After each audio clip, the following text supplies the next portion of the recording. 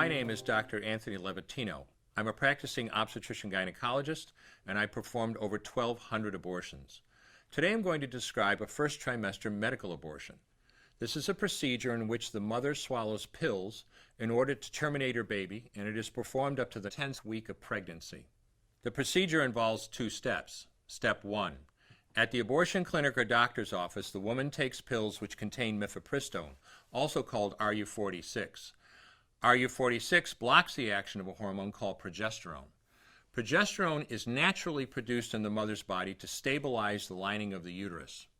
When RU46 blocks progesterone, the lining of the mother's uterus breaks down, cutting off blood and nourishment to the baby, who then dies inside the mother's womb. It is important to note that even after it has been taken, it is possible to reverse the effects of RU46 and save the baby if progesterone is administered. The sooner, the better. Step 2. 24 to 48 hours after taking RU46, the woman takes misoprostol, also called Cytotec, that is administered either orally or vaginally. RU46 and misoprostol together cause severe cramping, contractions, and often heavy bleeding to force the dead baby out of the woman's uterus. The process can be very intense and painful, and the bleeding and contractions can last from a few hours to several days. While she could lose her baby anytime and anywhere during this process, the woman will often sit on a toilet as she prepares to expel the child, which she will then flush. She may even see her dead baby within the pregnancy sac. At 9 weeks, for example, the baby will be almost an inch long, and if she looks carefully, she might be able to count the fingers and toes.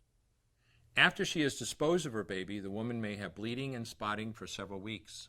Bleeding lasts, on average, 9 to 16 days. 8% of women bleed more than 30 days, and 1% require hospitalization because of heavy bleeding.